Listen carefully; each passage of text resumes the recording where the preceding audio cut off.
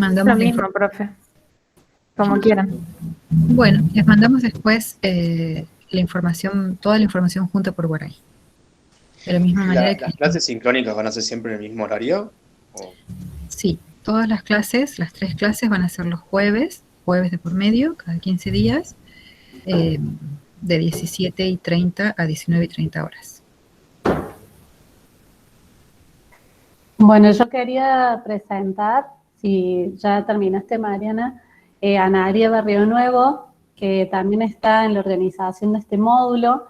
Ella es encargada de la Unidad Central de Políticas de Género, hoy nos va a estar, de la universidad, hoy nos va a estar acompañando con algunos conceptos, pero me gustaría, Analia, que te presentes y si te parece, te doy la palabra para que hables vos. Bueno, muchas gracias. Yo quiero felicitar al equipo por volver a hacer una edición de este módulo que me parece tan necesario. Agradecer la invitación, me parece que esto es como una muestra de que se puede, digamos, pensar en una transversalidad también no solo de la perspectiva de género en los contenidos de distintos módulos o cátedras de las unidades académicas, sino pensar también de manera transversal las políticas de género. Aquí con varias de las compañeras del equipo docente también articulamos en varias de otras actividades y acciones y estrategias en pos de tener un trabajo común donde vayamos generando acciones enfocadas en los derechos humanos, en la ampliación de derechos, en seguir incorporando la perspectiva de género, en todo lo que tiene que ver con las distintas propuestas e invitaciones que se debieran de hacer desde la Universidad Nacional de Córdoba.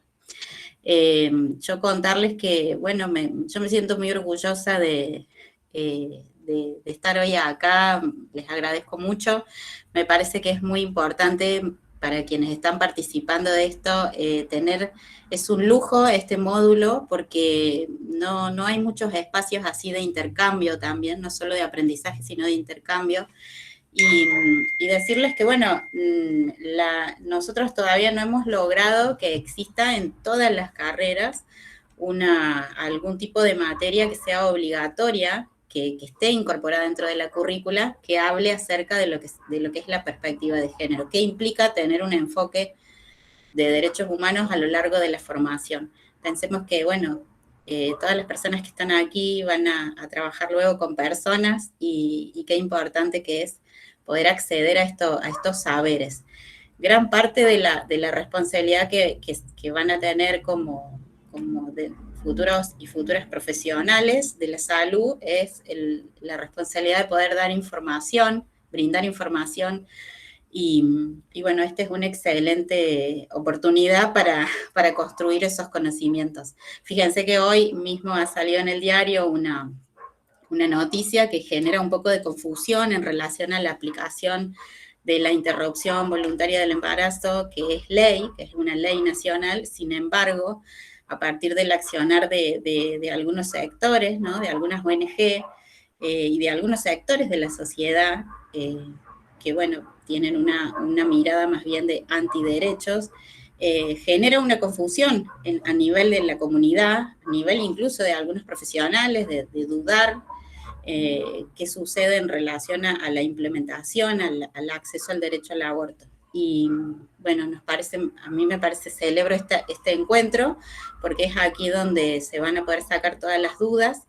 Y como estamos en una universidad laica, es importante dar este tipo de información acerca desde un enfoque más bien también científico, y respetando, por supuesto, el sistema de creencias de cada quien, pero me parece de suma importancia que podamos acceder a este tipo de construcción de conocimientos. Y bueno, celebro el inicio de este nuevo ciclo y felicito al equipo y también a las personas que están participando.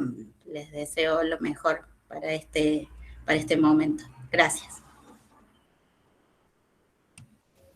Bueno, gracias, Analia. Entonces le vamos a dar la palabra a Mariana, que nos va a hablar un poco y va a dar un poco del marco de derecho y la perspectiva de género en la salud, algunos conceptos que nos parecen importantes para el abordaje de cualquier consulta o cualquier abordaje en salud. Tengamos en cuenta, más allá de que este es un módulo específicamente sobre aborto, derecho al aborto, este es un marco importante para toda nuestra práctica profesional. Así que cualquier duda también le pueden ir poniendo en el chat y vamos a ir recogiendo esas preguntas y estamos atentos. Mariana, cuando quieras. Bueno, antes de empezar, Ana, si tenés ganas de hacer una breve introducción, aunque no te la hayamos anticipado mucho, respecto del concepto de género, ¿qué opinas? Bueno, no, la verdad que no traía nada preparado, pero ¿cuánto tiempo? Un poquito. Lo que quieras, 5 minutos. Sí, está bien. Cuando nosotros, desde lo que sería el área de género, desde donde yo estoy trabajando ahora, que es un área que se creó en el año 2007, cuando hablamos de género, sobre todo lo que tratamos de hacer hincapié en que podamos tener una mirada de lo que implica una tensión, digamos, entre las relaciones entre los géneros, y que estas tensiones también ubican en general al género femenino y a las feminidades, las disidencias o las diversidades sexogenéricas en una posición de subalternidad en relación al género masculino. Para eso, como profesionales, como futuros profesionales, sería importante por lo menos discriminar entre dos categorías conceptuales y tener una claridad lo que es, de qué hablamos cuando hablamos de sexo, que nos referimos a esos atributos biológicos con los cuales nacemos, y poder distinguir que el género es una categoría, que es una construcción sociocultural que forma parte de la identidad y la subjetividad de cada persona y que está en continuo movimiento y cambio. Cuando vamos atravesando los primeros momentos de nuestras vidas, en lo que es la socialización primaria, yo hablo desde ahí porque soy psicóloga, vamos teniendo distintas propuestas, sobre todo cuando comenzamos nuestra escolarización, vamos recibiendo ahí distintos tipos de disciplinamientos en cuanto a lo que se espera de nosotras, de nosotres como personas, dependiendo del género al que nos fue asignado, ¿no? Y ahí nos vamos encontrando con distintos estereotipos que se van sosteniendo no solo desde la escuela, sino también desde la familia y desde la sociedad y la cultura, que estos estereotipos, que son aquellos atributos fijos o rígidos, muchas veces lo que van haciendo es encasillarnos y garantizar que se siga produciendo y reproduciendo esa desigualdad entre los géneros. A mí me parece que todas las personas y estudiantes y profesionales, o cada quien desde su rol, cuando nos estamos trabajando en nuestra vida cotidiana, vamos vinculándonos con otras personas, no podemos ser ingenuas en esto, en desconocer estas desigualdades. Todas estas desigualdades se sostienen desde lo que nosotros llamamos lo que es una estructura, un sistema de cómo ha sido organizada una sociedad, que es un sistema patriarcal. Dentro de ese sistema patriarcal existen distintos privilegios para distintos sectores. Cuando hablamos de género es importante también otro concepto que es la interseccionalidad, que es poder también leer la realidad teniendo en cuenta distintas desigualdades, ¿sí? Por un lado tenemos estas desigualdades entre lo que serían varones, mujeres y diversidades sexogenéricas, pero también tenemos desigualdades de clase, desigualdades de etnia, desigualdades, bueno, de raza, que en algunos lugares todavía se sigue usando ese concepto. Tenemos que darnos cuenta cuando tenemos una persona delante nuestro que viene a realizar una consulta, en poder considerar todos esos aspectos que conforman a esa persona que tenemos enfrente. Es decir, posiblemente las múltiples vulneraciones que ha tenido a lo largo de su vida, además, digamos, de respetar su identidad, y acá me voy a adentrar en otro concepto que tiene que ver también con la diversidad.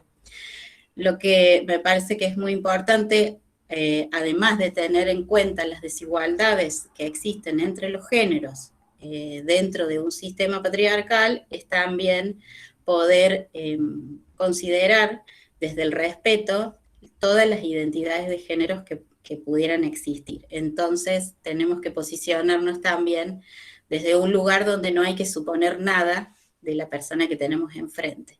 Para eso, el primer paso sería, por ejemplo, preguntarle a la persona su nombre, ¿no? ¿Cómo quiere ser nombrada? Que ese es como un derecho básico que tiene que ver con la identidad. Ustedes saben que ahora hace muy poco, además de haberse aprobado las leyes a nivel nacional de cupo laboral travesti trans, también tenemos ahora una opción más en el DNI, que es la posibilidad de nombrarse como no binaria, una persona no binaria, además de sexo femenino y masculino. Tener esta mirada, considerando todas las diversidades, no solo las diversidades sexogenéricas, sino también todas estas intersecciones, me parece que hace a una persona que se está formando como futura profesional, me parece que hace a tener una mirada un poco más amplia de lo que es la realidad. Cuando nosotros nos enfocamos y nos respaldamos en esto que tiene que ver con los marcos normativos, me parece que ahí tenemos una información bastante exacta de cuáles son aquellas leyes que se han ido logrando y que han posibilitado en la sociedad un mayor acceso a derechos.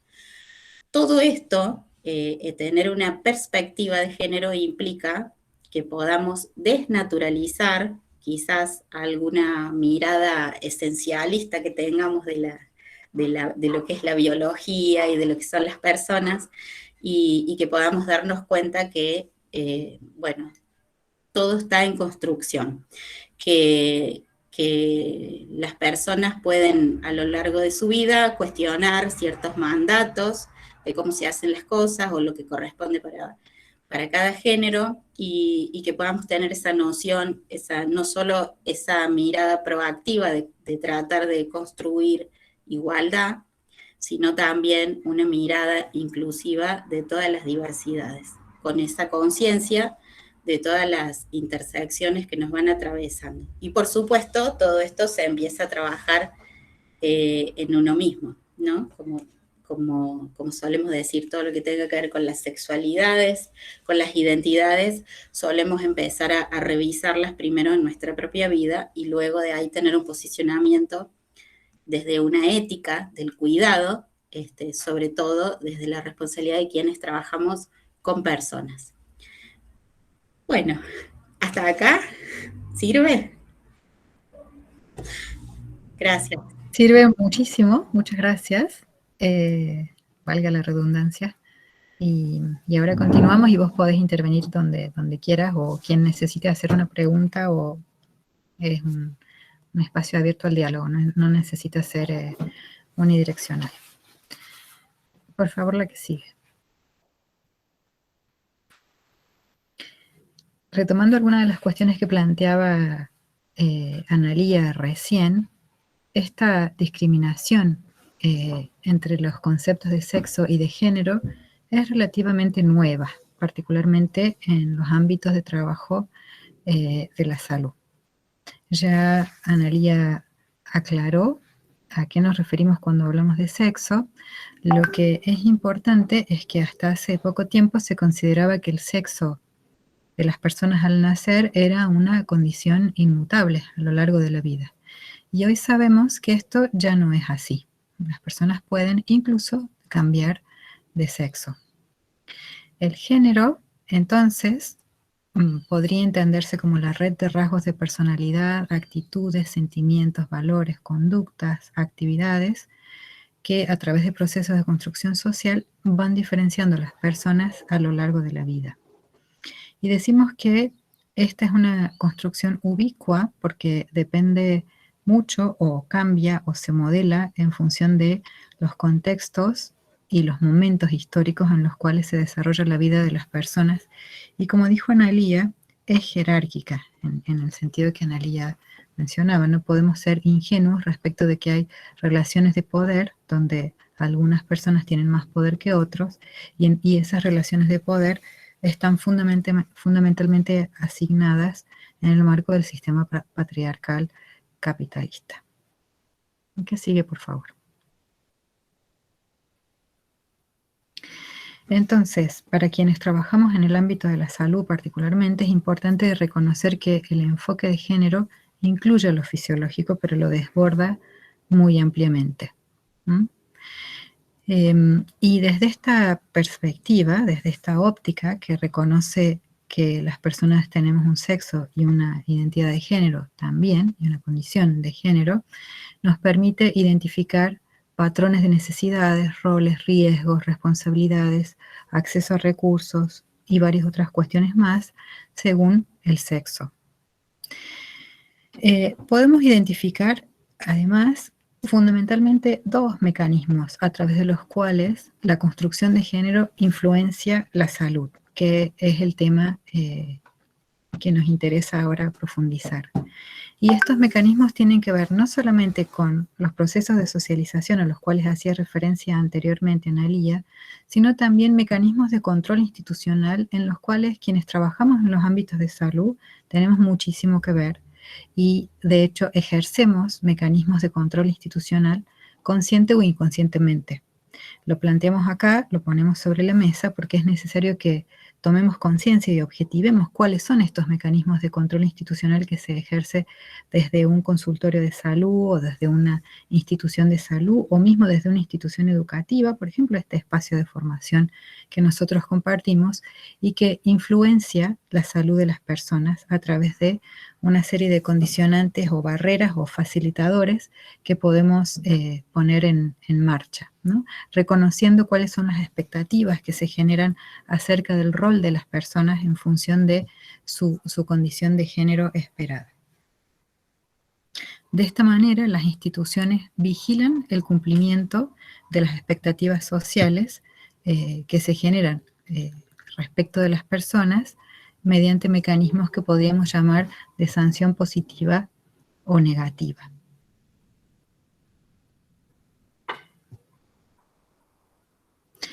Entonces, el enfoque de género en el análisis de la salud dirige la atención hacia el diálogo, la dialéctica de las relaciones entre la biología y el medio social, a través de la identificación de situaciones de ventaja o desventaja de las personas para gozar y acceder a las mejores condiciones de salud posibles.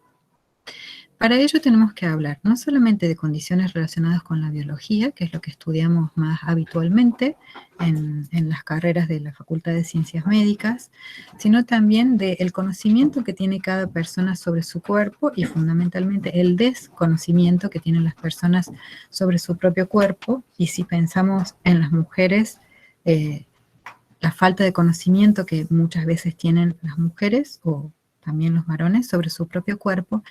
Y la trama de la vida cotidiana. ¿Por qué traemos la trama de la vida cotidiana? Porque tiene todo que ver con la relación entre las posibilidades de cuidar la salud, de conocer y cuidar el cuerpo, y qué pasa con las instituciones de salud. ¿El que sigue, por favor?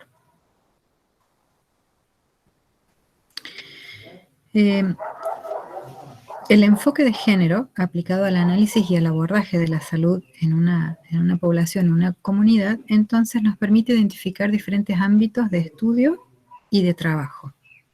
Podemos identificar necesidades especiales de atención de las personas en función de sus condiciones, riesgos específicos ligados a las actividades de uno u otro género, percepciones acerca de la propia salud y acerca del cuidado, conductas de búsqueda de atención o de falta de búsqueda de atención, el nivel de acceso y control ejercido por las personas sobre los recursos básicos para la protección de la salud, Y a nivel macrosocial, a nivel de la sociedad en su conjunto, prioridades en la distribución de recursos con destino a la provisión de medios y cuidados para la salud, y la investigación sobre los problemas de salud que afectan de manera diferente a grupos específicos, ¿sí? No todos los temas de investigación en salud responden a necesidades de grupos específicos. Ustedes saben que la mayor parte de la investigación en ciencias de la salud está orientada a prioridades o agendas que no necesariamente tienen que ver con prioridades o agendas de la salud pública o prioridades o agendas vinculadas con derechos, sino muchas veces con prioridades o agendas que se generan desde, por ejemplo, la industria farmacéutica. ¿Qué sigue, por favor? Algunos ejemplos clásicos que a varias de ustedes pueden a lo mejor resonarles sobre género y estados de salud, ¿no? Algunas situaciones que hemos podido observar y que forman parte del sentido común, muchas veces que muchas veces necesitamos desnaturalizar respecto de la vinculación del género y la salud. Por ejemplo, todas estas situaciones están documentadas y tienen que ver con el acceso diferencial de mujeres y varones a la salud, y por otra parte también con conductas y patrones que tienen que ver con los estereotipos de género en la sociedad. Existe una sobremortalidad masculina por accidentes y violencias, vinculado con lo que se espera de los varones en la sociedad. Por ejemplo, aprender a manejar a edades tempranas y manejar a alta velocidad. Mayor prevalencia de desnutrición entre niñas que entre niños, ¿sí? Existen patrones de alimentación culturales que hacen que se priorice la alimentación de los varones. Esto está documentado en distintos países de América Latina, y si ustedes observan lo que pasa en una reunión familiar, por ejemplo, tal vez alguna persona puede reconocer, de entre quienes estamos aquí presentes, cuando se sirve la comida en una familia, a quién se sirve primero y a quién se sirve después, y cómo son los tamaños de las porciones, ¿sí? Mayor prevalencia de depresión entre mujeres que entre hombres, y también mayor medicalización de la salud mental de las mujeres, mayor sobremedicalización de las mujeres que de los varones. Mayor prevalencia de trastornos alimentarios entre las mujeres adolescentes, vinculado con lo que se espera del cuerpo de una joven y las presiones sociales que existen para alcanzar unos ciertos ideales de belleza. También podemos mencionar, por ejemplo, las complicaciones relacionadas con el embarazo y el parto y el puerperio, siendo estas situaciones fisiológicas que no debieran acarrear riesgos para la salud de las mujeres en función de las tecnologías que hoy tenemos, tanto para prevenir embarazos no buscados y no deseados, como para cuidar la salud de las mujeres cuando ya existe un embarazo y la posibilidad luego de elegir si continuarlo o no continuarlo, y de ser asistidas durante el embarazo, el parto y el puerperio. La sobremortalidad por cáncer de las mujeres adultas, que también tiene que ver con falta de acceso oportuno a los cuidados. Ustedes saben que las chances de curarse de un cáncer tiene todo que ver con el momento en el cual se accede a la atención y la calidad de la atención a la que se accede, y por lo tanto el retraso en la búsqueda de atención ocasiona sobremortalidad por cáncer. Las mujeres muchas veces postergan su búsqueda de atención en pos de priorizar el cuidado de otras personas de la familia. ¿Qué sigue, por favor? La carga, el peso de la responsabilidad de la regulación de la fecundidad en América Latina, que recae fundamentalmente sobre las mujeres, asociada a la falta de investigación sobre anticoncepción masculina, que hace que haya muy pocas opciones en realidad, sobre todo opciones que no dependen del accionar de las mujeres. El abuso de tecnología médico-quirúrgica dirigida a mujeres, donde muchas veces una histerectomía aparece como la primera opción terapéutica cuando en realidad podría haber otras opciones, o por ejemplo la sobreindicación de cesáreas. Y también la alta tolerancia institucional de la violencia hacia las mujeres, muchas veces en instituciones, por ejemplo, obstétricas. Y podríamos pensar en muchos otros ejemplos, si ustedes piensan en su recorrido por instituciones de salud a lo largo de estos años de cursado de la carrera, tal vez se les ocurren también otros ejemplos. Si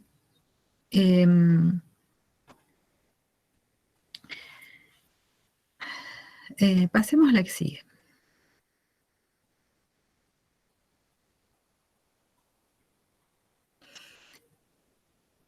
Bueno, retomo desde acá. Por otra parte, me parecía también interesante mencionar cómo es la participación de las mujeres en la agenda del sistema de salud y el rol que ocupan las mujeres en tanto cuidadoras y en tanto proveedoras de servicios, ¿no? Como en la participación en el desarrollo de la salud. La que sigue, por favor.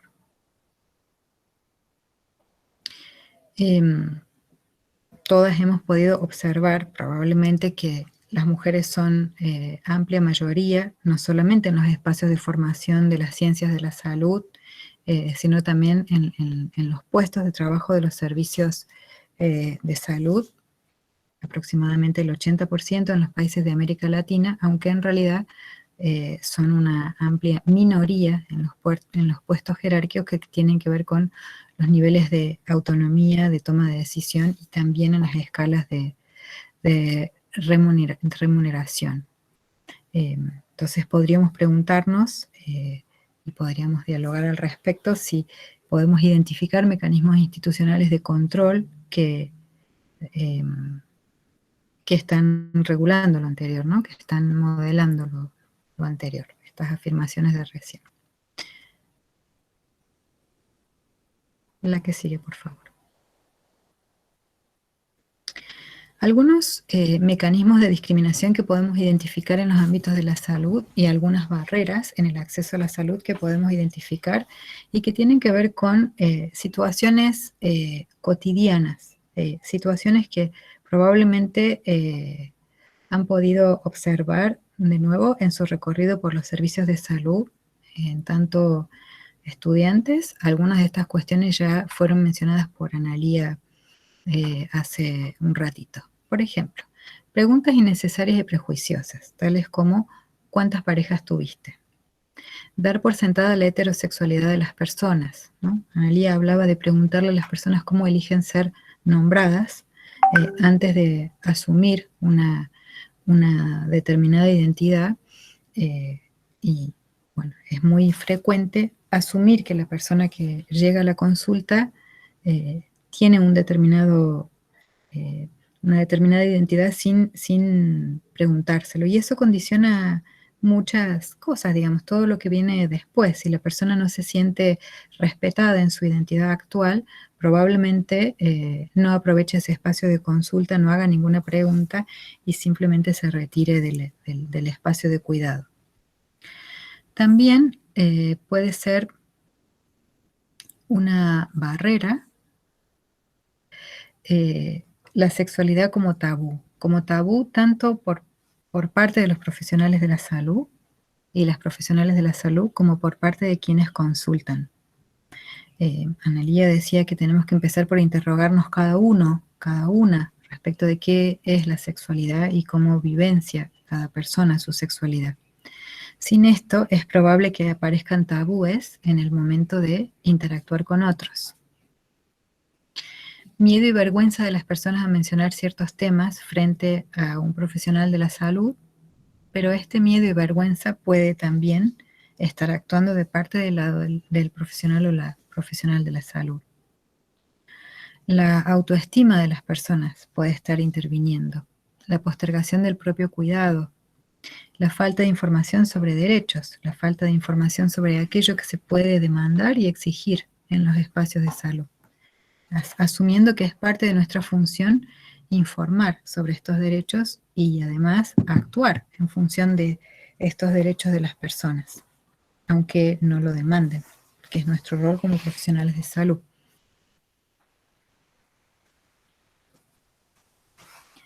También puede actuar como una barrera que las mujeres no tomen las riendas de sus decisiones sobre su salud. O, digamos, cualquier persona, ¿no?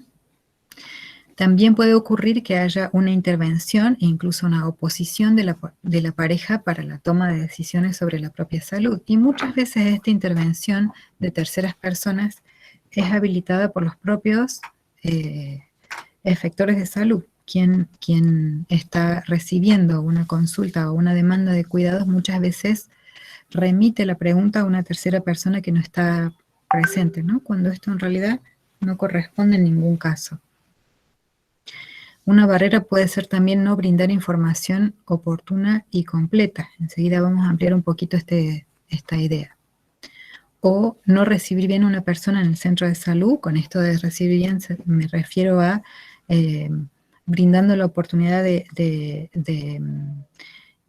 expresarse en las necesidades y también de brindar la información y los recursos para el cuidado de la salud a una persona por su edad. Falta de formación de las y los profesionales de la salud en la perspectiva de género, que habilita a estos diálogos. Falta de políticas de salud con orientación de género. Ya vamos a trabajar un poquito más sobre esto en un rato. Entonces acá aparece algo que para nosotras brinda pistas muy concretas de trabajo que no le llamamos, se llaman principios rectores de los derechos en la salud. Un principio rector es la autonomía. La autonomía refiere a la capacidad de las personas de tomar decisiones sobre su propia salud, en todos los casos, en todas las condiciones de sexo, de edad, de cualquier condición de identidad, de nacionalidad, etc. La transparencia activa hace referencia a brindar la información completa a las personas, aunque esa información no haya sido así solicitada. ¿Esto por qué? Porque muchas veces para hacer preguntas hace falta tener información. Quienes tienen más información tienen más posibilidades de demandar más información y hacer preguntas. Entonces, la transparencia activa se refiere a brindar toda la información respecto, por ejemplo, de los riesgos y las oportunidades que brinda un tratamiento y también aquellos que se refieren a la falta de ese tratamiento. Por ejemplo, cuando una persona se acerca a una consulta porque acaba de conocer que está embarazada, la transparencia activa significa también informar los riesgos de continuar con esa gestación, además de informar las posibilidades de elección que existen. La accesibilidad, que tiene que ver con brindar, además de la información, los recursos para resolver la situación de salud que se plantea. La confidencialidad, que se requiere y que es obligatoria en realidad en todos los encuentros entre una o un profesional de la salud y una persona que asiste a una usuaria del sistema de salud y que tiene que ver con el resguardo de la información en el marco de esa consulta, el respeto de la privacidad de la persona, es decir, no en ningún caso violar su intimidad. La celeridad en la resolución del problema de salud que se plantea, evitando postergar las respuestas innecesariamente y muchas veces activando los mecanismos entre distintas instituciones que hacen falta para dar la respuesta, y la no judicialización de la respuesta por parte del sistema de salud, ¿no? Activar los mecanismos que tenemos en el marco de las normas que nos habilitan a actuar como profesionales de la salud. Bueno, con esto terminamos esta primera presentación que hicimos junto con Analía y seguimos con las actividades. Sí. Ahí, Mariana, quería aportar algunas cuestiones. Me parece que es súper interesante poder pensar en la carrera, cómo atraviesa el género en la salud y particularmente también en la atención que brindamos nosotros como profesionales. Y en eso hay un ejemplo dentro de lo que ejemplifica muy bien lo que vos estuviste mencionando, que tiene que ver con que hoy en día, y recién hace pocos años, que se empezó a conocer que la sintomatología que presentan, por ejemplo, las mujeres que tienen un infarto agudo de miocardio, es diferente de la sintomatología que presentan los hombres. Y que muchas mujeres fueron a guardias con determinados síntomas y no les fue diagnosticado o pasaron por instancias de mayor retraso en su diagnóstico y con eso de mayor mortalidad y de mayores problemas en su salud, justamente porque nosotros como profesionales no supimos diagnosticar y entender que había diferencias que estaban asociadas al sexo. Otra de las cosas que me parece interesante comentar en eso es un caso muy ejemplificador y que incluso acá en términos de la salud sexual y reproductiva es interesante. Si bien el clítoris es un órgano que está descrito desde hace muchos años, es decir, desde cuando había tratados de anatomía, recién en 1998 hubo alguien que hizo un manual, digamos, o algún texto académico en el cual describía su existencia, digamos. No solo su existencia, sino su funcionalidad y la fisiología, digamos. Estamos hablando de un órgano entero del aparato genital y que además tiene una función muy particular que tiene que ver con lo asociado al placer. Esto como para entender muchas de las cuestiones que tienen que ver con el género, y me parece que en esto que mencionaba Mariana, también entre los tabúes, el placer en sí, que es uno de los grandes olvidados en la educación sexual, entendida de la manera más tradicional, por así decirlo. Esto como dos cuestiones así muy pequeñas para comentar que hacen pensar en estas diferencias del género.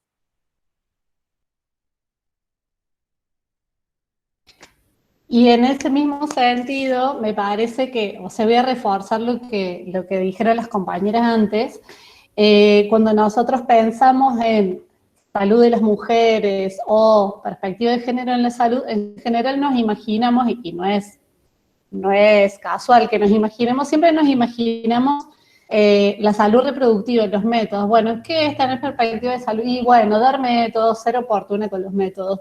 Y no, ¿no? Entonces, como tenemos que poder ampliar el foco de que la perspectiva de género no es solo los genitales de la mujer, hacer chequeos de PAP y mamografía, sino que tiene que ver con un concepto mucho más amplio de salud y de dejar de reducir a las mujeres y a las personas con capacidad de gestar a los órganos genitales, ¿sí? Si bien este es un módulo de aborto y sí tiene que ver con la salud reproductiva, nos interesa que quede claro y que quede firme ese concepto, ¿sí? Que dejemos de pensar en la salud de las mujeres o las personas gestantes como solo la salud de los órganos reproductivos. Bueno, para seguir, nosotros les queríamos, pero no sé si alguna de las compañeras quiere agregar algo más respecto de estos conceptos que habló Mariana, Analia y la L. Si no quieren agregar más nada, pasamos a la última parte de nuestro encuentro de hoy, que tiene que ver con lo que veníamos conversando al principio, ¿sí? Y que habla un poco de las tareas del cuidado y la división de las tareas de cuidado, ¿no?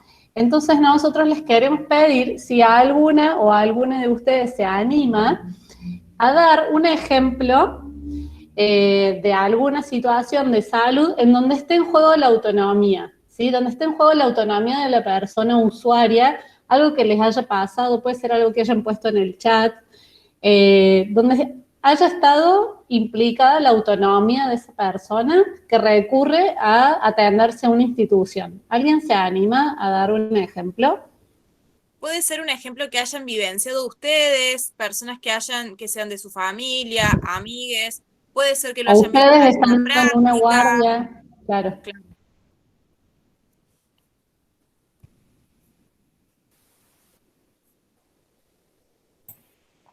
Anímense.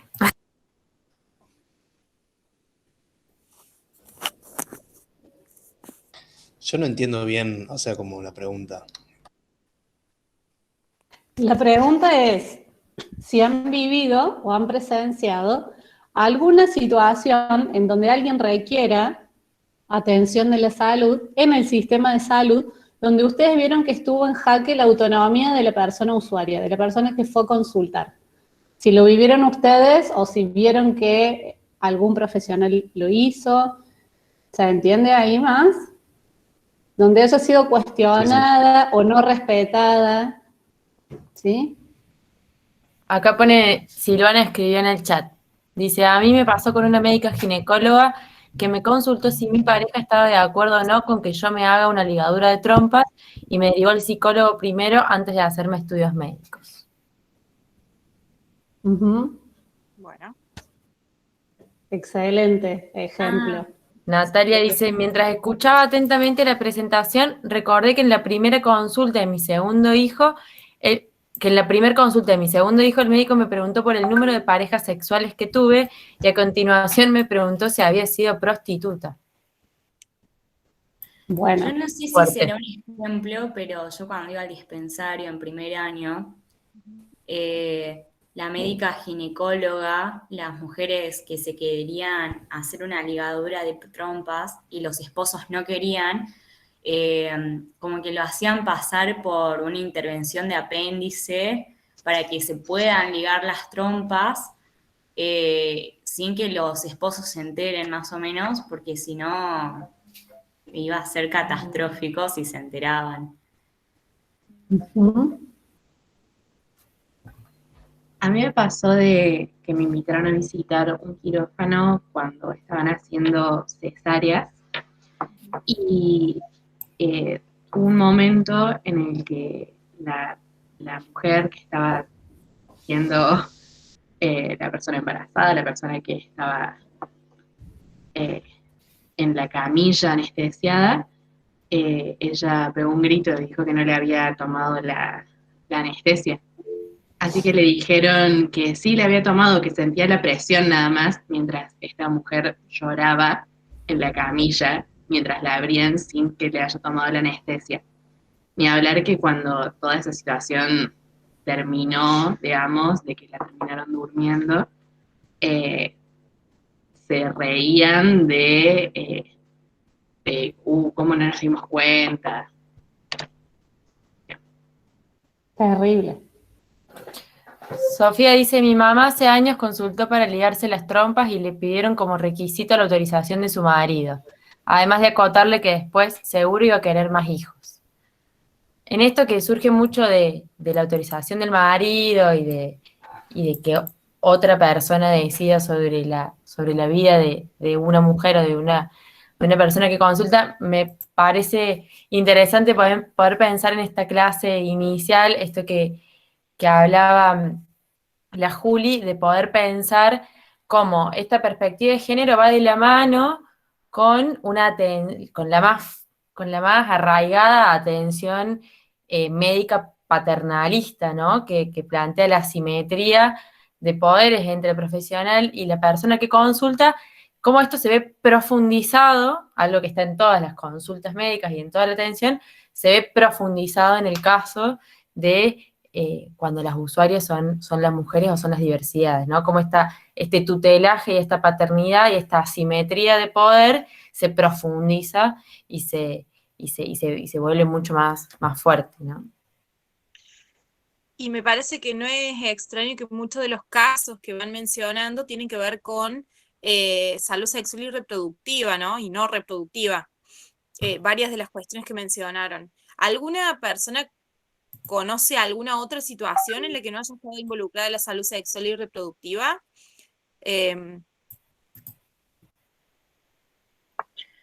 Voy a contar una experiencia, como que el que salió más perjudicado era un varón en este caso, en el hospital de la maternidad. Él había quedado viudo, la señora murió dando a luz y tenía muchas preguntas en cuanto a cómo alimentarlo al bebé, porque no sabía ni cómo limpiar una mamadera, dicho con sus propias palabras. Y la enfermera le dijo que podía venir la abuela a unos talleres que daban a la mañana, ahí mismo en el taller, y él dijo, bueno, dale. Entonces le digo a mi mamá si se da una vuelta. Y se fue. Y como que, no sé, como que él se quedó ahí, no sé, fue re incómodo, y también es como que le están quitando parte de su paternidad y tipo delegándose a la abuela, que ni siquiera estaba ahí presente, anda a saber cuál será el trato con la abuela, asumiendo que esa responsabilidad va a socavar en la mujer más cercana o más próxima, y dejándolo a él igual en esta pérdida de la autonomía misma de él ejerciendo su paternidad. Es interesante porque justamente la pérdida de la autonomía se objetiva cuando otra persona toma decisiones o interpreta las necesidades de la usuaria o el usuario, ¿no? Interpretar si tiene o no tiene dolor, interpretar si puede o no puede alimentar a su propia hija o a su propio hijo, ¿no? De eso se trata el reconocimiento de la autonomía de la otra o del otro. Entender que la otra persona es una persona totalmente capaz de entender lo que le pasa y tomar decisiones por sí misma, ¿no? Es importante que nos interroguemos también a cada uno de nosotros y de nosotras, cuántas veces en pos de actuar en función de un protocolo estamos interpretando lo que le pasa a la otra persona, cuando en realidad cada persona es la que mejor puede interpretar lo que le pasa, y tomando decisiones sobre la otra persona.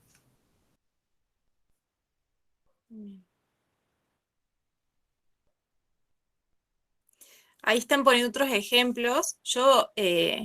Me parece que no es menor que también suceda dentro de una maternidad esa cuestión. De nuevo, volvemos al mismo ámbito, pero sí me gustaría mencionar algunos ejemplos que no tienen que ver con eso, que por ahí presencié yo. Me ha tocado como médica, digamos, estar en guardias en las que por mi especialidad me piden que haga una valoración prequirúrgica de una persona que que tiene un diagnóstico de apendicitis, y que la gente de cirugía me haga la interconsulta. Y llegar y hablar con esa persona y preguntarle y enterarme que esa persona no sabe todavía que va a ser operada, cuando a mí ya me solicitaron, y es de hecho lo que tengo que hacer, ir a realizar una valoración. Y en eso, por más de que sea una urgencia, se omite la posibilidad de la persona y de la persona más sus representantes, porque muchas veces son personas menores de edad, de que puedan elegir si desean realizarse esa operación, que sepan en realidad cuál es el diagnóstico. La gran mayoría de las veces que llego, la persona todavía no sabe que tiene una apendicitis o que tiene una sospecha de apendicitis, no sabe por qué se requiere esa intervención, y que justamente no tengan la posibilidad, por ejemplo, de irse incluso a otra institución para realizarse esa intervención.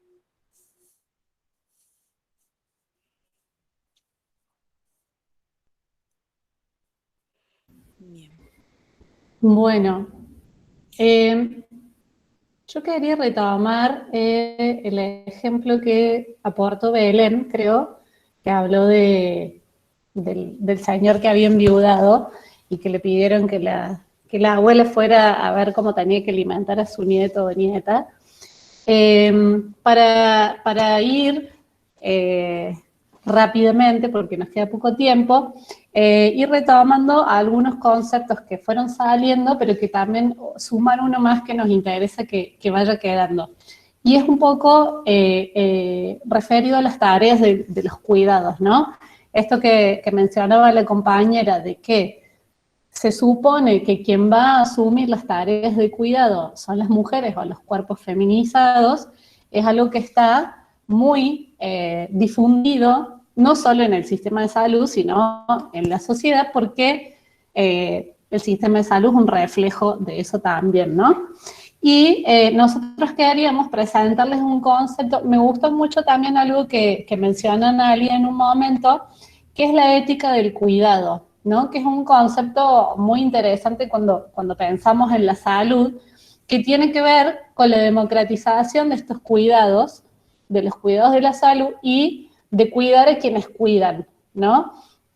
Y habíamos estado conversando con las compañeras sobre el concepto de autocuidado o autoatención, que que lo trae al campo de la salud pública Eduardo Menéndez hace muchos años, y que habla de todos los cuidados previos, o no cuidados previos, que hay antes que una persona llegue a pedir una asistencia profesional, ¿no? Entonces, cómo esa familia, esa comunidad o esa persona individualmente viene cuidando o no cuidando su salud, y si volvemos a retomar la perspectiva de género, vemos que casi, me animaría a decir la totalidad, pero no sé si voy a ser justa, recaen en mujeres o cuerpos feminizados, ¿no? Y que nosotros, para poder mirar como profesionales de la salud los problemas de salud de las personas usuarias que van a acudir a nosotros, tenemos que tener esa mirada ampliada, por más que no lo vayamos a desarrollar en la consulta, que todos estos cuidados previos y autocuidados que las comunidades y las familias se dan, ¿sí?, sin la intervención de los profesionales, también están atravesados por el género y por las inequidades de género, ¿sí? Entonces, alguien que, como ya van a ver en alguno de los casos que les vamos a proponer que trabajen en el trabajo práctico, viene requiriendo una ligadura tubaria hace años y tiene cuidado de sus hijos y no puede sacar turno porque requiere un día de internación y no tiene con quién dejarlos, está súper atravesado por esto, ¿no? No quiero centrarme en los ejemplos de salud reproductiva, pero es lo que nos toca y nos vamos a ir después en los próximos encuentros rápidamente a las IBES, que seguramente es lo que más les interesa a ustedes, pero sí lo tengamos en cuenta en el análisis que nosotros hacemos de las situaciones de salud que se nos presentan. ¿Qué quiere decir esto? Que más allá de ser buenos técnicos y profesionalmente buenos técnicos, tenemos que tener esta mirada que también implica que seamos buenos profesionales, ¿no? No es un adorno o no es tener buena onda, tener esta mirada, sino que requiere formación, ¿sí? Se trata de formación, no se trata de ser más o menos progresista, de ser más o menos amplio, ¿no?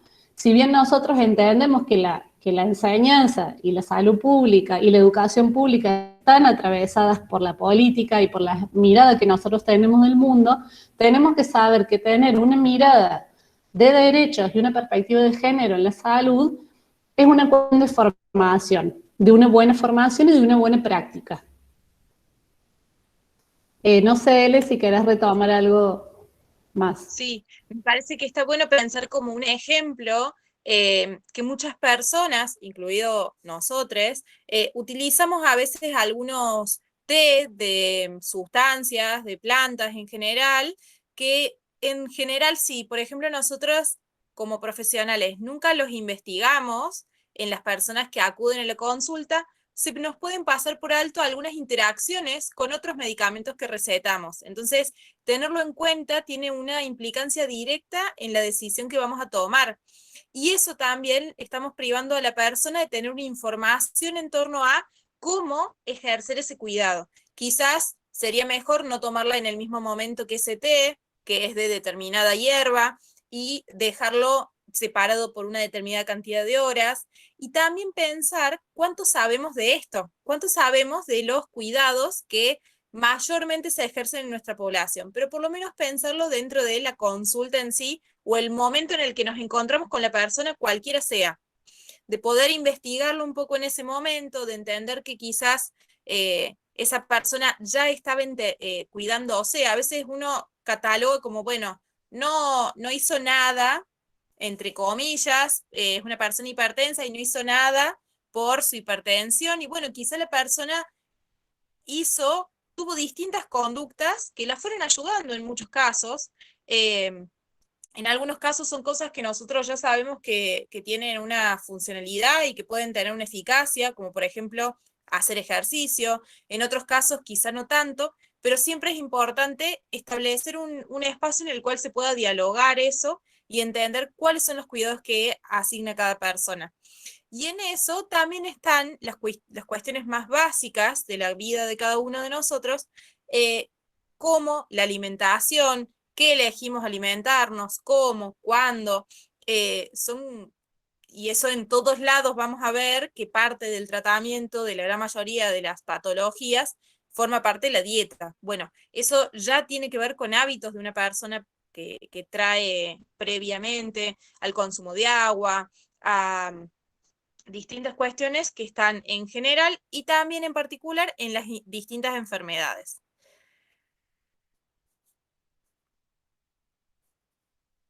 Que en eso estaba mucho lo de la leche, digamos, lo de la alimentación con leche materna o con leche en general.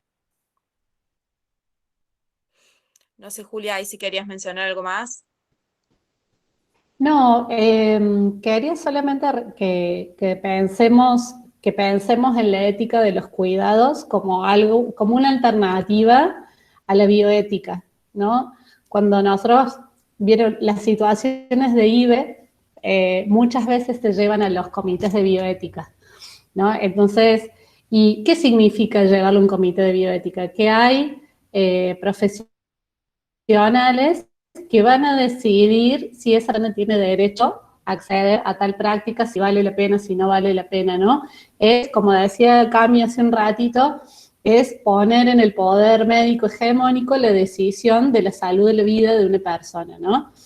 Y pensar como alternativa a la bioética, la ética de los cuidados, no solamente tiene que ver con los autocuidados que hablábamos antes de acudir al sistema de salud, sino en una mirada de trabajo en equipo, en donde todas las disciplinas tienen algo para decir y todas las disciplinas tienen una jerarquía, la misma jerarquía, ¿no? Eso también es importante. Se ha escrito mucho sobre ética del cuidado versus bioética y sobre todo se ha estudiado en relación a los cuidados de enfermería, que uno por ahí los ve como si fuesen cuidados poco profesionalizados o cuidados básicos que tienen que ver, como decía él, con la alimentación o con la higiene, pero que es la base de la salud de las personas. Eso nada más quiero que nos vayamos un poco pensando en eso. Me gustaría escucharles a ustedes qué les resuena, qué quieren comentar. No sé, las participaciones ahí en el chat y en las respuestas están muy buenas, pero nos gustaría escucharles la voz y verles un poco la cara. Hay muchos cuadraditos con letras nada más.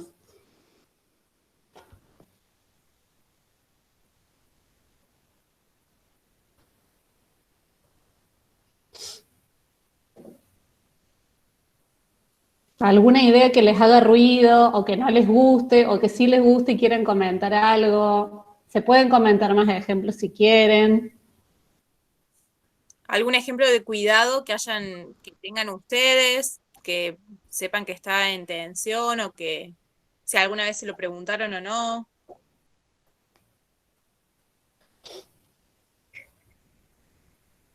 Yo tengo una opinión con respecto a este módulo que me parece que debería ser obligatorio en la carrera porque es tan importante como estudiar, no sé, cirugía, clínica médica, porque estamos tratando con personas y es muy importante si queremos lograr como una buena comunicación y confianza, que tengamos en cuenta todos estos aspectos que ustedes estuvieron nombrando, ¿no? Me parece que debería tener como un poco más de importancia.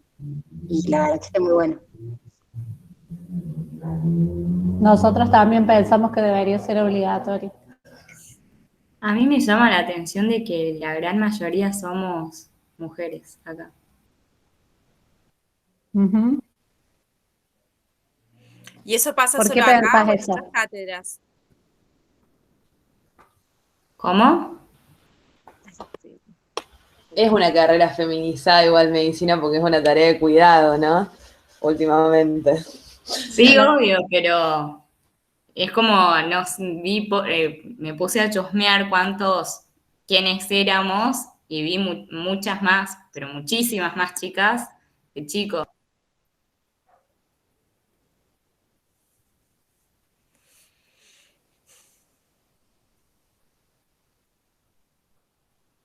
Bien, ¿alguien más? ¿Había notado algo parecido o no? Silvana dice, yo soy de psicología, estoy de oyente, pero me gustaría que esta materia también fuera obligatoria en psico. A nosotras también. se haría. Estoy viendo, María, que hay solo dos varones, aparentemente en el grupo, tenés razón. Igual les cuento que en la atención de las IBES también la mayoría somos mujeres, como dato así, ilustrativo. No sé si alguien abrió el micrófono Siempre para en la hablar. carrera, yo en la mayor parte de las comisiones que estuve era predominio femenino igual también. Bien. Sí. Sin embargo, ahí una de las compañeras mencionó acá, cuando los mismos doctores y profesores ya asumen y dicen que las chicas van a ser pediatras y ginecólogas, mientras que los varones cirujanos o traumatólogos. Si bien es verdad que la medicina se ha ido cada vez más feminizando, me acuerdo de hace unos años un artículo de La Voz del Interior que decía que éramos 70% de mujeres, y 30% de hombres. Hay algunas especialidades que aún hoy la gran mayoría de las personas que ingresan a la residencia son hombres. Y es particular eso en las áreas quirúrgicas.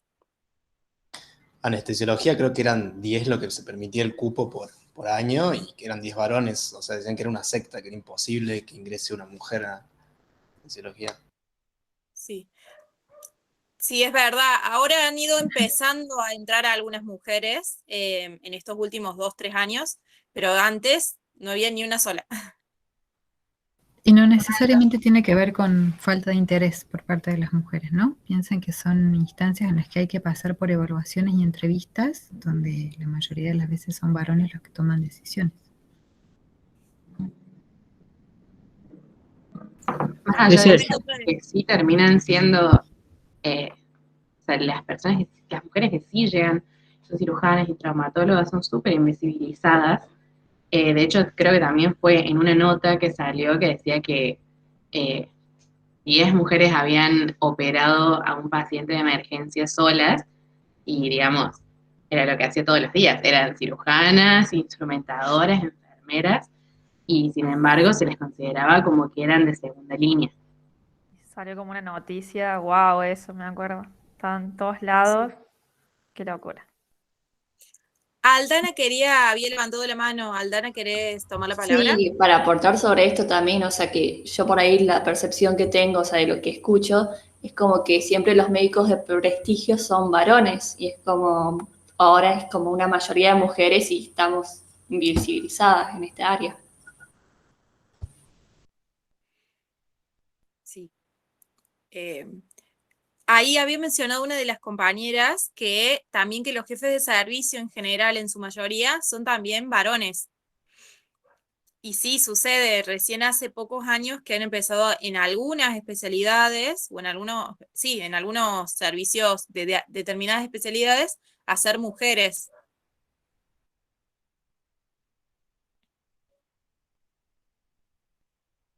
Algunas, todavía es difícil Sí. llegar también. Es lo que decía Mariana al principio. La mayoría de los puestos jerárquicos todavía, digo, no solo jefes de servicio, digamos, directores de hospitales, ministerios, la mayoría de los puestos jerárquicos siguen siendo de los hombres y aún con mujeres con la misma o mejor formación. Sí. Sol, si querías decir algo. Sí, Sol. Sí, que por ahí, como en esto de hablar también de porcentajes y de acceso en relación al género, como sigue siendo muy inaccesible o con mucha más discriminación, hay entidades que no son cis, digamos, que ahí se nota como no solamente en el acceso a la educación o al trabajo en sí mismo, sino también a los derechos a la salud, etcétera. Digo, son una población totalmente invisibilizada y que tiene que ver también con esto de que estábamos hablando de los accesos a las tareas, al trabajo sobre todo. Sí.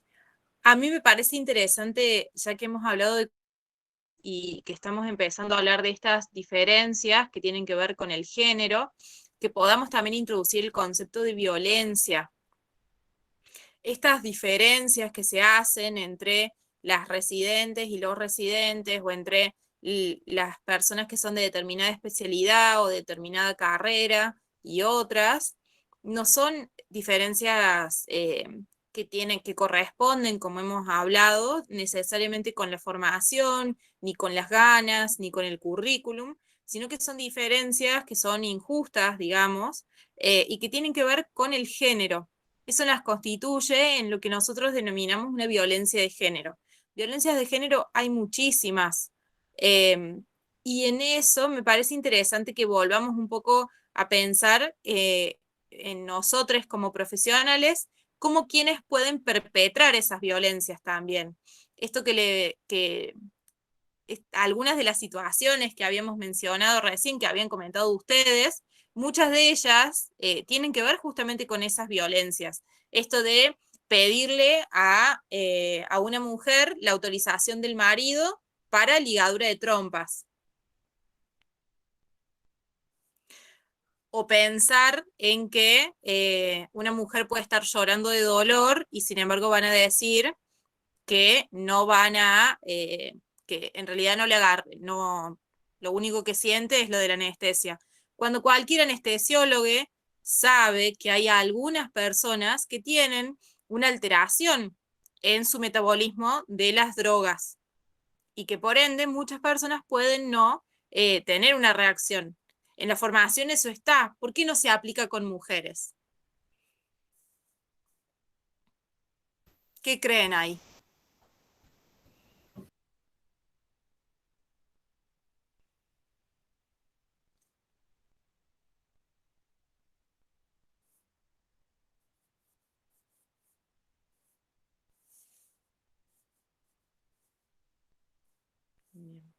Y por eso un toque lo que se decía al principio de que uno asume cosas cuando tiene a alguien enfrente y no hay que asumirlas, que sé yo, como que va a asumir el umbral del dolor o que el metabolismo, lo que sea, y por ahí nada que ver.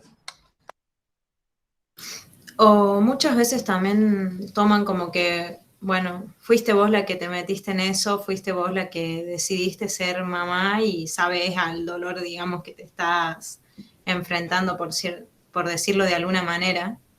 Entonces, y bueno, cuando estás ahí, obviamente que no es el umbral del dolor igual para todas.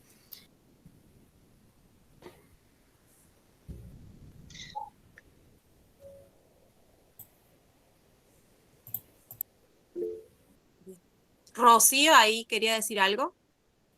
Sí, no, que yo creo que también tiene que ver con esto que hablábamos al principio de la autonomía de los cuerpos, que en realidad en todas las circunstancias el cuerpo de una mujer termina no siendo realmente de ella, o todas las decisiones que tome no van a ser de ella, van a ser de la persona que tiene a cargo, entre comillas, que puede ser el marido, el médico o bueno, cualquier otra, o hasta una institución.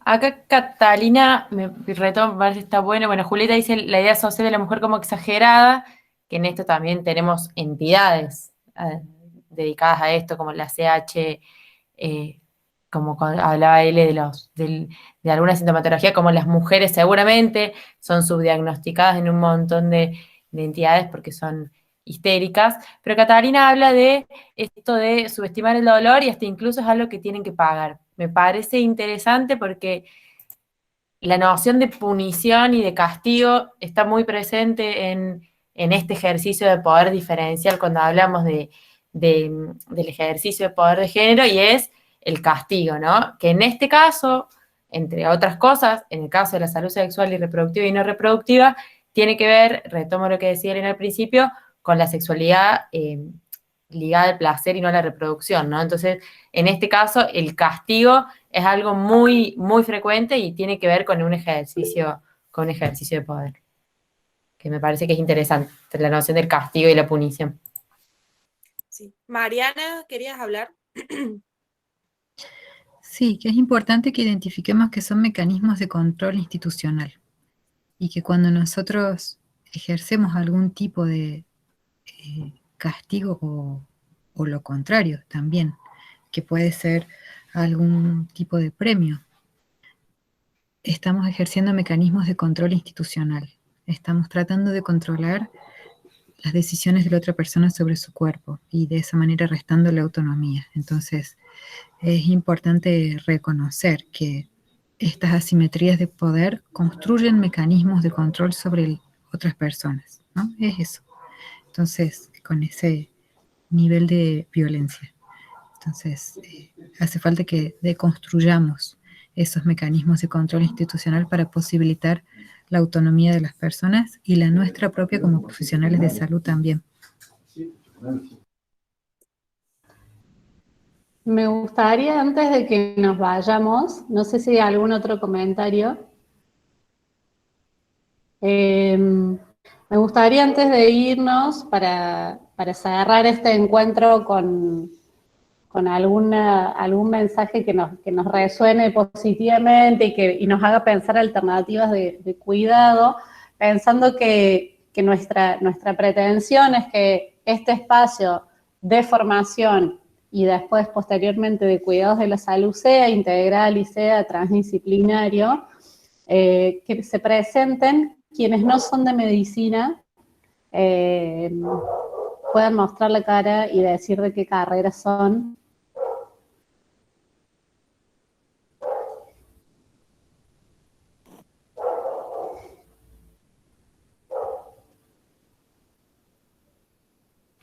Si tienen ganas. ¿No hay nadie que no sea de medicina?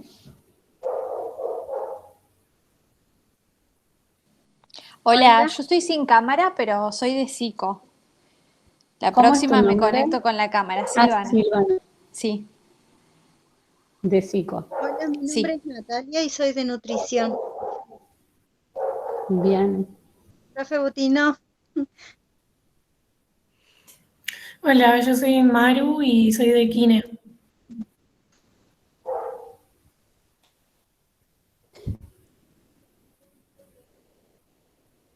¿Alguien Hay más? algunas personas que se están presentando a través del chat. Sí. Ah. No pueden prender la cámara. Paloma y Sofía, que son de nutrición, también Daniela, y Eva de Kine. Bien. Bueno, ya van a ver que de todo lo que vamos a hablar, todo el equipo de salud y todos estamos involucradísimos, así que no se preocupen que tienen tarea para hacer. No sé, compañeras docentes, si quieren agregar algo más o si no, cerramos el encuentro de hoy. Por ahí agregar que en unos días vamos a subir al aula virtual. En el grupo de WhatsApp ya pasamos el link y la clave de matriculación, que es Sanitaria 20. Vamos a ir subiendo la actividad práctica, que van a tener una semana para resolver, entre una semana y 15 días. Lo vamos a poner bien, especificar cuándo subamos la actividad, para recordarles de nuevo que es obligatorio, que es importante que lo pueden hacer. Y ahí estuvimos hablando con algunas compañeras de Kine para ver cómo poder acceder tanto a la bibliografía como a las actividades.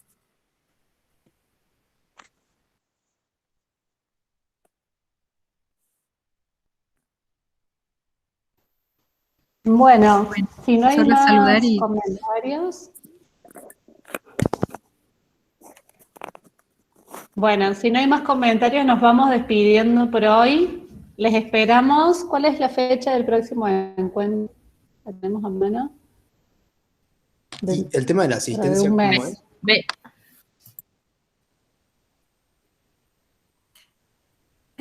El tema de la asistencia. Sí. Depende para regularidad. La asistencia.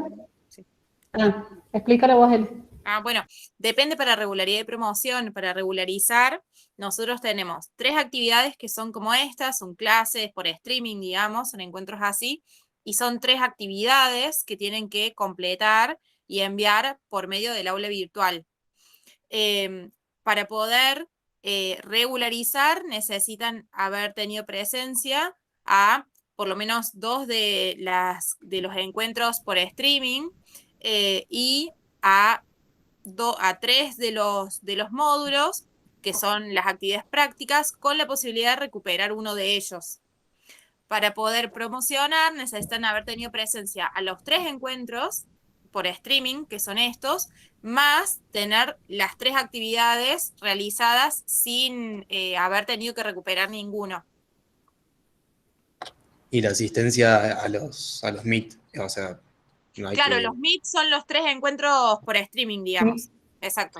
O sea, digo, no hay que poner enviar asistencia por aula virtual ni nada, no tenemos que... Nada. No. Ustedes cuando estén acá, nosotros tomamos la asistencia de verles. Ah, listo, eso era.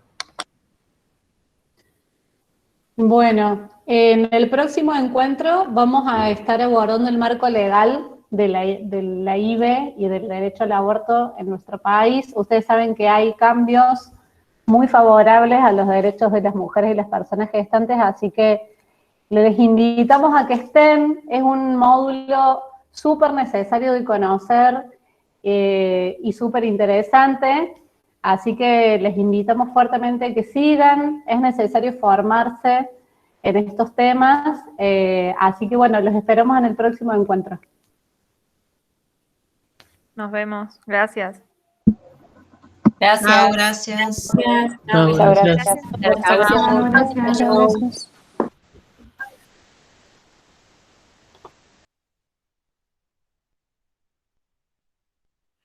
Saquemos grabación.